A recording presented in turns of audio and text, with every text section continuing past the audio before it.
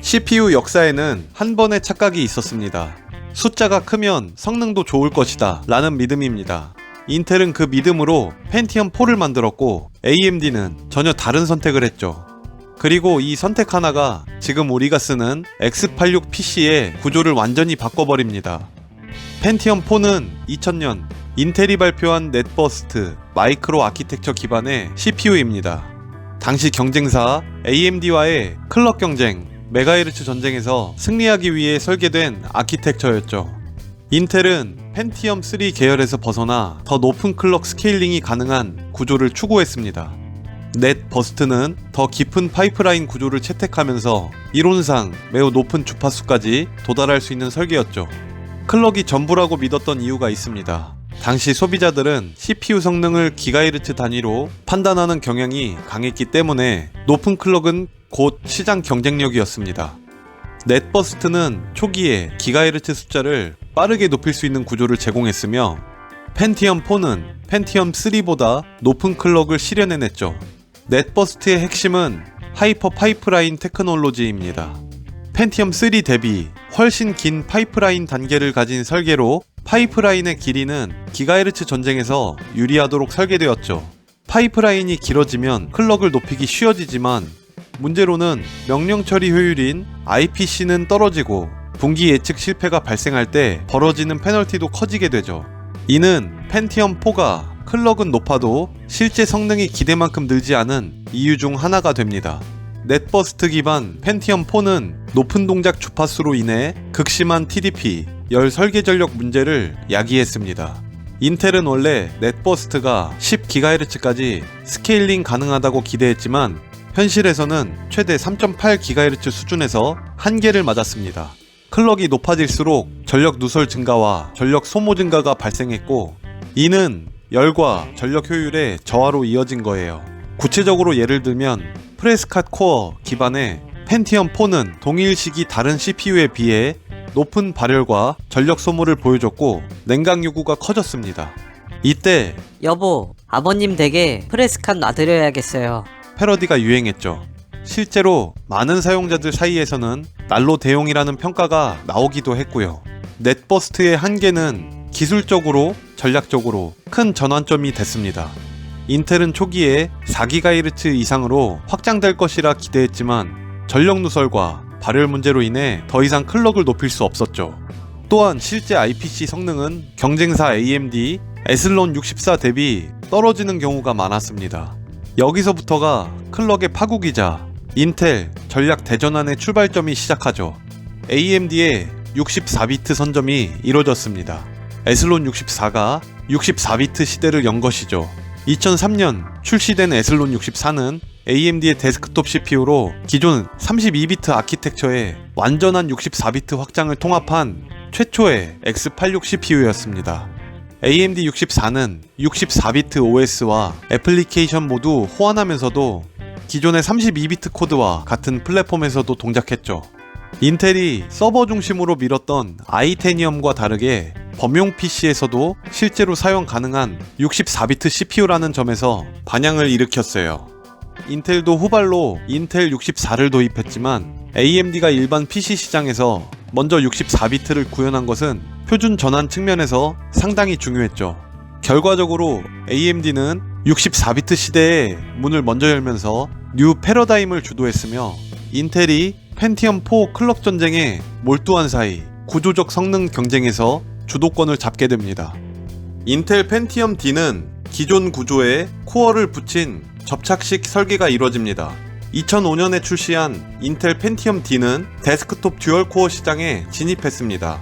이 CPU는 본질적으로 기존 넷버스트 기반 펜티엄 4 다이를 물리적으로 두 개 결합한 설계였죠. 이러한 방식은 듀얼 코어 제공은 했지만 아키텍처 자체에 효율성 향상 없이 코어를 두 개로 늘린 것에 불과했죠. 따라서 실 성능과 전력 효율 면에서 구조적 혁신이 적었습니다. AMD 에슬론 64 X2에서는 진짜 듀얼 코어가 등장합니다. 2005년 말에 AMD에서는 에슬론 64 X2를 출시하며 에슬론 64 아키텍처를 기반으로 설계된 진정한 듀얼 코어 CPU를 데스크톱 시장에 제공했죠. X2는 아키텍처 차원에서 멀티코어를 설계했기 때문에 멀티스레드 작업에서 펜티엄 D와 비교해 더 효율적이면서도 발열, 전력, 그리고 효율 측면에서 우위를 보였다는 평가가 많았습니다. 일반적으로 AMD 에슬론 64 X2는 펜티엄 D와 비교하여 실사용 성능 및 멀티태스킹에서 경쟁 우위 또는 대등한 성능을 보였다는 벤치마크 결과도 존재합니다. 이런 구도는 단순히 코어 수가 많다고 해서 성능이 늘어나는 것이 아니라 기반 설계가 멀티코어에 얼마나 최적화되어 있는가가 경쟁력의 핵심임을 보여줬죠. 인텔은 결단을 내리게 됩니다. 코어 아키텍처로 전환이 이뤄졌죠. 펜티엄 D는 오랜 넷버스트 계열을 유지한 채 억지로 구현한 것이었고 실제 성능 면에서 기대에 미치지 못했습니다. AMD가 64비트와 진정한 듀얼코어 설계로 성능과 효율 양쪽에서 도전장을 내민 상황에 인텔은 기존 전략이 더 이상 경쟁력을 유지할 수 없다는 사실을 인정한 것이죠. 인텔은 결국 펜티엄 D의 후속으로 코어 아키텍처를 개발합니다. 이 아키텍처는 넷버스트보다 클럭당 명령 처리 가능, IPC가 훨씬 뛰어나고 전력 효율 및 아키텍처 효율성에서 크게 개선된 설계였죠. 코어 시리즈의 성공은 2006년대에서 2007년대 CPU 경쟁 구도를 뒤집으며 인텔이 다시 주도권을 잡는 계기가 됩니다. 이 전환 자체는 클럭 중심에서 구조 중심으로 CPU 패러다임이 바뀌는 중요한 전환점입니다. 2006년 코어2 듀오가 등장합니다. 클럭보다 강력한 IPC 혁신이 이뤄졌죠. 인텔 코어 2 시리즈는 인텔의 X86, 64 CPU 제품군으로 기존 펜티엄 D, 펜티엄 4 대비 효율 중심 설계인 IPC 향상에 크게 초점을 맞춘 아키텍처입니다. 코어 2 듀오는 LGA775 소켓을 사용하면서 듀얼 코어 기반 고성능 CPU로 광범위하게 보급됐습니다. 펜티엄 4 시대처럼 단순히 기가헤르츠 숫자 경쟁에서 벗어나 IPC를 개선한 것이 성능 혁신의 핵심이 되었죠. 이 설계 변화는 펜티엄 D 이후 인텔이 재도약하는 발판이 되었고, 당시 실제 체감 성능에서도 동일 클럭 대비 빠른 처리 속도가 널리 평가되었습니다. 즉, 클럭이 낮아도 체감 성능이 높다는 효율 중심 시대를 연 것이죠. 인텔 코어 2 쿼드 Q6600은 코어 2 아키텍처를 기반으로 한 4코어 CPU입니다. Q6600은 65나노 공정의 4코어 4스레드 CPU로 기본 클럭 2.4GHz 8메가 L2 캐시를 가지고 있었고 LGA775 소켓을 사용했죠. 초기 출시 당시에는 굉장한 고가였지만 시간이 지나면서 가격이 크게 하락했고, 특히 중고 시장에서는 매우 저렴하게 구할 수 있는 가성비 쿼드코어로 인기를 끌었습니다. 4코어 덕분에 멀티태스킹, 그리고 동시에 인코딩과 렌더링 등의 작업에서 체감 성능이 크게 향상되었죠. 사용자 커뮤니티에서는 실제 체감 성능 향상 사례들이 많이 공유되기도 했습니다. 당시 많은 사용자들이 FPS나 멀티미디어 작업에서 4코어의 체감 향상을 기억하고 있으며 Q6600은 가성비 쿼드코어의 대표적 명작으로 불과 몇 년 전만 해도 레거시 PC 구성에서 홈서버와 같은 곳에 종종 언급되곤 합니다. 결국 Q6600은 고가였지만 저렴해졌고 대중적인 쿼드코어 체험의 전환점이었어요. LGA775 소켓은 코어2 시리즈 전반을 아우르는 플랫폼이었고, 사용자 커뮤니티에서는 오버클럭 문화가 활발하게 자리 잡았습니다.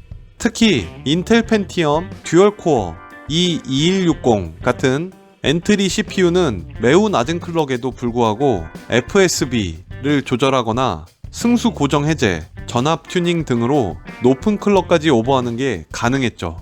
일부 테스트에서는 3.3GHz 이상으로 오버클럭된 E2160이 당시 고급 사양인 코어2 듀오 E6850과 경쟁할 정도로 성능을 끌어올리는 사례도 있었죠. 이러한 문화는 PC 커뮤니티에서 저가 CPU로 고성능 만들기 놀이로 이어졌고, 당시 LGA775 플랫폼 자체가 비교적 저렴한 보드와 CPU 조합으로 오버클럭커들의 놀이터가 되었습니다. 지금처럼 일부 매니아 중심의 오버클럭과 달리 이 시기에는 일반 사용자들까지 참여했던 국민 오버클럭 문화가 형성되며 오버클럭에 대한 관심이 가장 대중적이었던 시기로 기억되기도 합니다. 틱톡 전략과 코어 i 시리즈 네이밍 체계가 등장합니다. 인텔의 개발 주기 전략으로 약 2년마다 기존 아키텍처의 제조 공정 미세화와 새로운 마이크로 아키텍처를 도입하는 식으로 번갈아가며 신제품을 출시하는 구조를 택하게 되죠.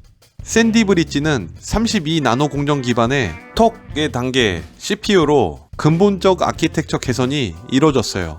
제조 공정만 바뀌는 틱의 단계가 아니라 아키텍처 자체가 새로워진 신세대 설계였었죠. 샌디 브릿지부터 인텔은 코어 i3, i5, i7의 네이밍 체계로 전 세대의 프로세서 전략을 정리하기도 합니다. 이들 라인업의 성능 구간은 보급형, 메인스트림, 하이엔드로 구분해 소비자가 쉽게 선택할 수 있도록 만들었죠. 저도 실제 사용했었던 i5 2500의 경우를 예를 들면 메인스트림 4코어 CPU로 볼 수 있는 것이죠.